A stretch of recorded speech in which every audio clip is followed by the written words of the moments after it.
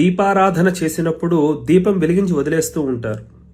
దీపం వెలిగించి వదిలేయకూడదు. దీప ఆరాధన, దీపాన్ని ఆరాధన చేయాలి. ముందు దీపమే శ్రీ మహాలక్ష్మి లేకపోతే లక్ష్మీనారాయణ స్వరూపమైన దీపం. దీప ఆరాధన అంటే ఆ దీపం వెలిగించిన తర్వాత దానికి కాస్త పసుపు కుంకుమ బొట్లు పెట్టి 2 అక్షతలు వేసి ఒక పుష్పం పెట్టి దీపారాధన నమస్కారం చేసుకోవాలి. మేమంటే మంత్రపూర్వకంగా చేస్తాము.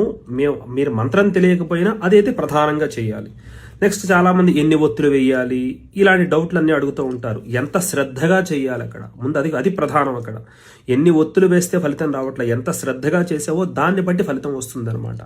అది ఆచరణలో పెట్టుకుని దీపారాధన చేసినప్పుడు ఖచ్చితంగా ఈ విధంగా చేయండి. చాలా మందికి ఒత్తులు అనే విషయంలో డౌట్ ఉండిపోతుంది కాబట్టి చెబుతున్నాను నేను. సాధ్యం త్రివర్తి సంయుక్తం వహ్నినా యోజితం ప్రియం అనే మంత్రం అయితే ఉంది.